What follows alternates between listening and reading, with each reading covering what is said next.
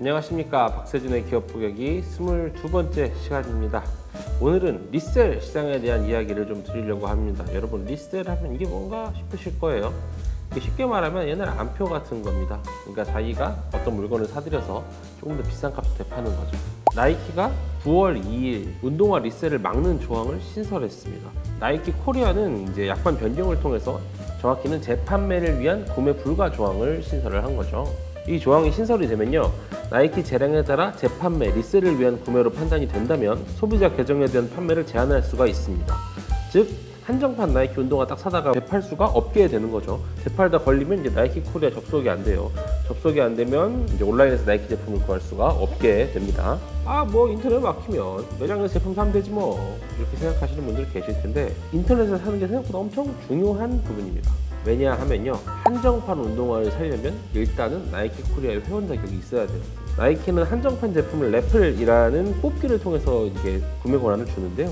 일종의 선착순 제비뽑기 같은 건데, 시간 내에 응모한 나이키 회원 중에서 일부를 뽑아가지고 나이키 제품 한정판 구매 기회를 주는 겁니다. 그러니까 다시 말씀드리자면, 이게 회원이 아니면 래플 응모 자체가 불가능해요. 매장 앞에서 막 줄 서서 구매하면 되지 않냐, 그럼 매장 앞에 찾아가가지고. 근데 이것도 거기 가서 회원인지 확인을 해요, 직원이. 그렇기 때문에 사실상 회원 자격이 정지되면 나이키가 제공하는 한정판 운동화, 한정판 의류는 이제 손에 넣을 수가 없죠. 나이키가 어쨌든 자사 제품 리셀 불가 안 된다 이렇게 선언을 한 건데요. 근데 이게 약간 좀 보는 사람 입장에서는 좀 이상합니다. 왜냐면요, 리셀 시장을 만든 사람이 어떻게 보면 나이키거든요. 사실 리셀 옛날에 있었잖아요. 명품 브랜드 중국 시장, 특히 이제 구하기 힘든 명품들은 돈 주고 사고 팔고 했었잖아요. 근데 이제 이게 명품에서 일반 소비자까지 내려온 계기가 나이키라는 분석이 많죠. 여러분, 그 운동화 전혀 관심 없는 분들도 나이키 에어조던 이야기는 한 번쯤은 들어보셨을 겁니다. 그렇죠? 이제 NBA의 전설 마이클 조던이랑 나이키가 손을 딱 잡고 만든 운동화인데요. 나이키는 이 신발의 과거 모델들을 복각해서 최근 한정판으로 내놓고 있습니다. 특히 특정 모델의 경우 발매가의 10배가 넘는 가격에 거래되는 경우도 종종 있습니다. 조던 외에도요, 일단 한국에서 가장 유명했던 건 G드래곤이랑 협업했던 피스 마이너스 원 포스, 그게 가장 유명했어요. 그게 아마 발매가가 한 20만 원대였던 걸로 기억하는데요. 가장 가격대가 높았을 때는 300만 원에까지 판매됐었던 걸로 기억합니다. 지금이야 리셀 어디서 하세요, 여러분? 그러면은 네이버 크림, 그다음에 무신사 솔드아웃 이런 리셀 플랫폼들이 많습니다. 프로그도 있고 되게 많은 플랫폼들이 국내에도 있어요. 근데 불과 4, 5년 전으로 이제 시간을 돌려보면 스니커즈 매니아들은 보통 여기가 아니라 나이키 매니아라는 카페를 이용을 했어요. 네이버 카페인데 이게 나이키 에어조던 외에도 다양한 나이키 스니커즈, 그다음에 또 유명한 아디다스의 이지부스트 시리즈 이런 것들을 이제 중국어로 하는 사이트입니다. 근데 이제 커뮤니티 이름에서 이미 딱 드러나잖아요. 나이키 코리아예요. 그러니까 주로 판매되는 제품이 나이키였던 거죠. 그만큼 리셀 시장에서 나이키의 위상은 어마어마합니다. 저도 이 카페에서 한 2016년쯤 2켤레 정도 에어조던을 건졌습니다. 그때만 해도 진짜 인기 모델이 아니었어. 그러니까 인기 모델이긴 한데 막 어마어마하게 인기가 있는 모델이 아니어서 리셀로 이제 가격이 오르는 건 거의 없는 수준이었습니다. 조던 후 얼티네이트 89라는 모델입니다. 이거 2016년에 22만 5천 원 주고 샀는데요. 근데 이 신발 지금 리셀가가 40에서 50만 원 정도 달합니다. 근데 이게 자랑하려고 이런 게 아니라요, 그만큼 리셀 시장의 열기가 뜨겁다는 이야기를 드리려고 제 얘기 가지고 온 거죠. 실제로 시장 규모가 굉장히 큽니다. 2020년 미국 리셀 업체 스레드업은 전 세계 리셀 시장 규모가 48조 원에 달한다고 발표했습니다. 이는 세계 운동화, 스니커즈 판매 시장의 딱 절반 정도 되는 수준입니다. 시장 조사 기관마다 약간의 차이가 있는데요. 세계 운동화 시장 규모는 약 100조 원 선으로 집계가 되고 있습니다. 게다가 리셀이요, 비용이 거의 안 드는 사업입니다. 생각을 해봅시다. 우리가 스니커즈 및 스포츠 의류를 기본적으로 제조한다고 생각을 해봅시다. 재료비 들죠, 인건비 들죠, 공장 임대 비용 들고 창고 임대 비용 듭니다. 이거는 그냥 생산하고 이제 유통하는 거에 대한 최소한의 비용, 유통 비용 이거 감안하면 한도 끝도 없죠. 반면 리셀 플랫폼 절반 수준인데 여기 뭐가 필요할까요? 여기다 플랫폼 유지 보수 인력, 정품 검수 인력, 물류 인력, 창고 있으면 당장이라도 사업할 수 있어요. 들어가는 비용이 환연히 적다는 겁니다. 그러다 보니 국내외 다양한 업체들이 리셀 사업에 뛰어들었죠. 아까 말씀드렸던 네이버의 크림, 무신사의 솔드아웃, 이렇게 되게 유명한 몇 개 업체들이 있고요. 글로벌 1위 업체인 스타격스, 국내 진출을 올해 초에 선언을 했습니다. 근데 리셀 업체 이렇게 커지면 사실 진짜 그 제품 생산하는 업체는 배가 아프잖아요. 그래서 이제 못하게 하고 싶겠죠. 근데 이렇게 못하게 하고 싶은 거랑 다르게 이 리셀을 막아야만 하는 정확한 이유가 이 운동화 제조업계도 있습니다. 바로 가격 결정권인데요. 원래 리셀되는 제품은 생산하는 곳에서 가격을 매기지 않습니까? 근데 이제는 생산하는 곳에서 가격을 매기는 게 의미가 없죠. 왜? 리셀가가 사실 가격을 결정하는 거니까요. 대표적인 회사가 한정판 운동화 내놓는 우리 나이키입니다.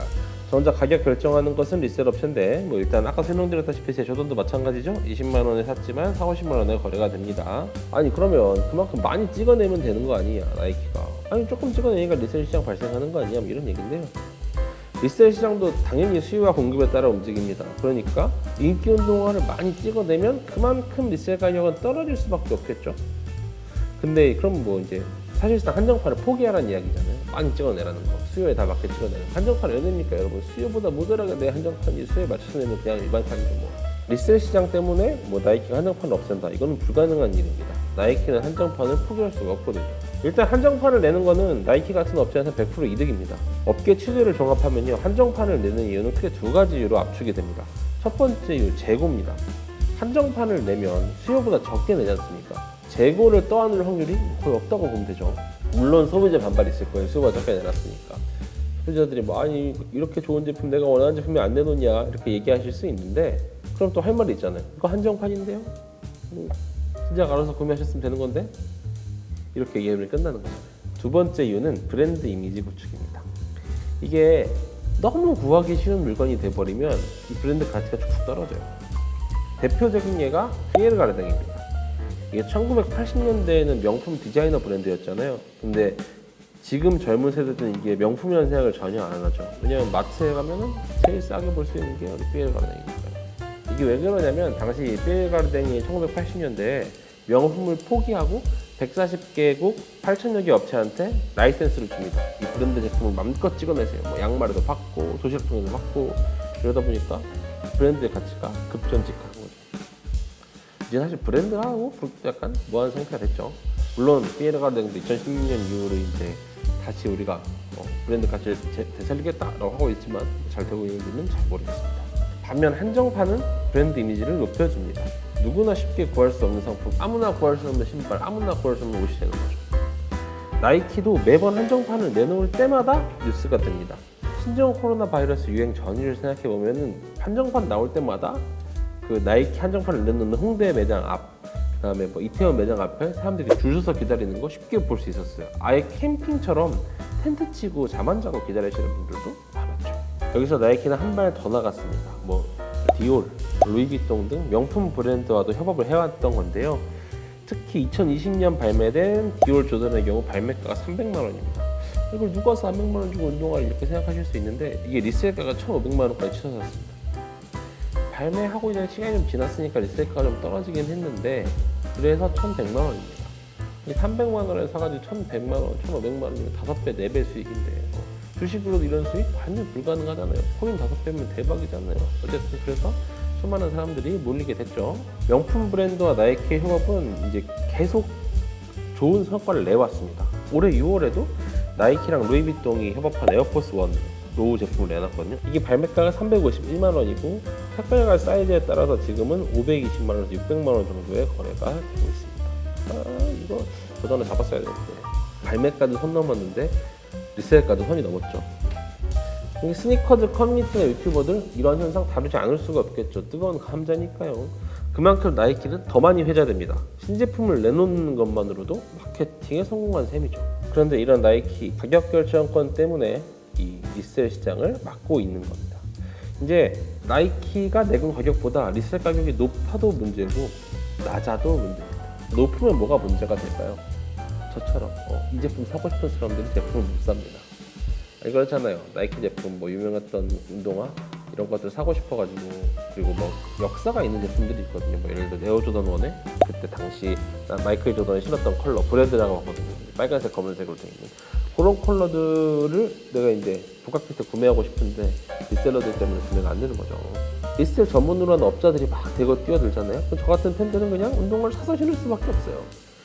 수요는 높은데 공급량을 업자들이 전부 가져갔으니까 울며 겨자 먹기로 높은 가격의 운동화를 사시게 되는 거죠. 이 문제에 대해서 팬들의 비판 엄청 컸죠. 하루 이틀 문제가 아니잖아요.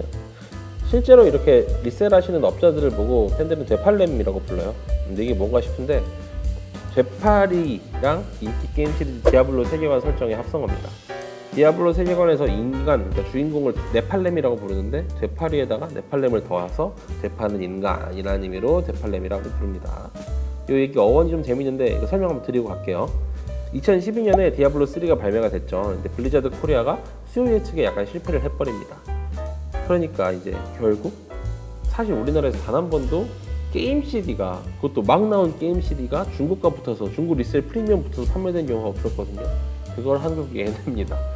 그래서 처음으로 이제 디아블로 되팔이 하는 친구들 해서 되팔렘이라는 이름이 붙었고, 이 말이 재밌어서 그런지 리셀 시장, 암표 시장에서 계속 사용되고 있습니다. 자, 다시 신발로 돌아오겠습니다. 근데 사실 팬들은 이 되팔렘 잡아달라, 되팔렘 없애달라 수없이 요구를 해왔습니다. 나이키는 별다른 대응을 보이지 않았었죠. 결국 사고가 한번 났습니다. 지난 미국 이야기인데요. 미국에서 이 문제로 나이키 북미 사업 부분 대표였던 앤 해버튼 대표가 사임했습니다. 대표 아들이 리셀 사업을 차렸어요. 조직적인 그 리셀 사업을 차렸거든요. 앤 대표 아들이 조 해버튼이라는 친구인데, 이 친구가 웨스트코스트 스트리트웨어라는 리셀 업체를 직접 차렸습니다. 물론 조는 어머니인 앤 대표한테 할인 코드나 내부 발매 정보를 받은 적이 없다라고 해명을 했습니다. 근데 뭐 당연히 팬들은 이거 믿는 사람이 많이 없었죠. 결국 앤은 이제 책임을 지고 사임을 하게 됐습니다. 리셀 시장이 어떻게 보면은 나이키 때문에 더 불이 붙은 것도 있고, 그동안 못 잡은 걸로 팬들이 좀 마음이 상한 것도 있고, 결국은 이런 문제까지 생겼어요. 그래서 일단 잡는 이유가 하나가 되겠죠. 그리고 나이키가 냈건 발매가보다 리셀가가 낮으면 또 어떤 문제가 생기냐면요, 해당 제품 가격 하락 압박이 커집니다. 신발 좀 좋아하시는 분들은 다 아실 텐데, 조던 인기 모델 중에서도 1, 3, 4, 5 이렇게 쭉 가는 중에서도 색깔에 따라서 인기가 좀 없는 애들이 있어요. 이런 제품들이 리셀가에 그대로 반영이 됩니다. 그러니까 어떤 제품은 똑같은 에어조던 원인데 막 80만 원, 90만 원, 100만 원 가는데, 어떤 제품은 22만 5천 원도 안 하는 제품이 확실히 있어요. 옛날에는 그걸 나이키가 좀 이렇게 다양한 방법으로 되살려 왔습니다. 유명한 사람들한테 신발을 좀 준다든지 이런 방법으로요. 근데 이제는 그게 안 돼요. 리셀가가 확 떨어져 버리면 이게 회복이 좀 어렵습니다. 그럼 그 제품들은 어디로 가냐? 아울렛으로 갈 수밖에 없습니다. 결국 아울렛에서 어떻게 되냐, 가격이. 아울렛에서 팔려면 리셀 제품보다 다 싸야 되잖아요. 진짜 이제 염가에 떨이 해버릴 수밖에 없는 거죠, 원래 제품들. 종합을 하자면 가격 결정권을 방어하기 위해서 나이키가 이 같은 대응을 한 것으로 보인다는 이야기입니다. 근데 이게 명품의 명품, 에르메스도 마찬가지입니다. 에르메스는 이 리셀 금지 조항을 지난해 신설했는데요. 에르메스 제품을 살 때 여러분 그 리셀을 안 하겠다는 조항에다 서명을 해야 됩니다. 뭐 그래요. 추후 리셀을 한 거에 적발이 되면 다시는 직접 에르메스 매장에서 에르메스 물건을 살 수가 없게 됩니다. 이 조항대로 나이키 제품 리셀이 전면 금지되면 우리 리셀 업체 타격 어마어마합니다. 근데 또 이제 리셀 업체 사람들은 나이키 이 리셀 금지 조항이 실효성이 없을 거란 이야기가 주를 이뤄요. 업체를 딱 찍어서는 얘기 못하지만 한 업체 관계자분은 운동화를 구매했을 때는 이제 신으려고 했다가 딱 색깔 보니까 좀 실증이 나. 그래서 팔 수도 있는 거 아니냐. 이런 건 어떻게 잡아낼 거냐. 나이키가 리셀이라는 개인의 자유로운 선택을 막을 법적 근거도 없다 라고 이야기를 해주셨습니다. 나이키가 이런 사실 몰랐을까요? 뭐 법적으로 제한하기 어렵다, 뭐 잡기 어렵다, 몰랐을까요? 알죠. 나이키도 바보가 아닌데. 그럼에도 불구하고 이 같은 내용을 내거는 이유가 뭘까요? 스니커즈 업계랑 그 다음에 리셀 업계 사람들의 생각은 이렇습니다. 공식적으로 나이키랑 리셀 시장 좀 거리를 두려고 하는 거예요. 리셀로 가격이 오르고 이를 통해 재테크하는 사람까지 생겼는데 가품도 엄청 나오고 있죠. 조금 자세히 설명을 드리자면요, 뭐 가품 문제, 전가품 문제나 이런 게 터질 때마다 제품 생산자인 나이키에도 책임을 묻는 목소리가 생길 수 있죠. 그리고 전가품 논란이 터지면, 물론 제가 옛날에 네이버 크림이랑 무신사 솔드아웃 전가품 문제를 다루긴 했는데 브랜드도 타격이 되게 큽니다. 제조사가 전가품을 잡아내줘야 되는데 마지막에는 결국에는 사실 제조사도 정품인지 가품인지 모르거든요. 작정하고 나온 가품을 어떻게 잡아냅니까? 결국 전가품 판정에 드는 시간 길어질 수밖에 없죠. 이거 누가 생산했니? 이 공장 어디니? 실제로 생산했니? 뭐 일련번호 확인하고 이런 시간 길어질수록 브랜드 이미지가 타격은 큽니다. 너네도 전가품 못 잡아내는 브랜드들 우리는 뭘 믿고 사냐 이렇게 되는 거죠. 실제로 제가 다뤘던 뭐 무신사 솔드아웃이랑 네이버 크리의 피어오브가 전가품 논쟁에서도 결국 피어오브가 해결해야 된다라는 이야기가 가장 많았던 것도 있었죠. 그러니까 리셀 금지 조항이 딱 생기잖아요. 그럼 이런 문제가 사전에 막을 수 있어요. 예를 들어서 브랜드한테 우리 전가품 논란이 생겼습니다. 전가품 가려주세요 라고 올 수가 없습니다. 야, 내가 리셀하지 말랬잖아 라고 이렇게 이야기해버리면 뭐 브랜드 책임이 올 일이 없어요. 물론 뭐 다른 이유가 있다는 분석도 있습니다. 나이키가 자사 제품 리셀을 막아서 SNKRS라는 국내, 그러니까 나이키 코리아의 구매 플랫폼이 있어요. 여기를 좀 키워내고 싶다라는 분석도 있습니다. 물론 여기서 리셀을 하겠다 이런 건 아니라 어쨌든 가격 결정권을 가져오면 조금 더 다양한 방식의 마케팅도 해볼 수 있고 하는 거지 않습니까? 리셀 업계에 끌려다니는 걸 좀 그만하겠다는 의미죠. 실제로 나이키는 그래서 아마존 입점을 안 하는 업체거든요. 그럼에도 매출 잘 나오잖아요. 그래서 이 리셀 업계 생각과는 다르게 정말로 나이키가 어떤 리셀 업계에 큰 변동을 줄 수 있다라는 분석도 있습니다. 리셀이라는 게 지금 20, 30대 젊은 MZ 세대들한테는 어떻게 보면 주식이나 코인 같은 제2의 재테크 수단이 됐는데 나이키 그리고 뭐 명품인 에르메스를 시작으로 다양한 브랜드들이 지금 이제 리셀 업계에 대한 견제구를 던지고 있습니다. 이 상황에 대해서 비추가 주목된 상황이라 이번 주에는 이 영상을 준비를 해봤습니다. 다음에는 조금 뭐 주식시장이나 부동산 시장도 다뤄보려고 노력하고 있습니다. 그럼 이만!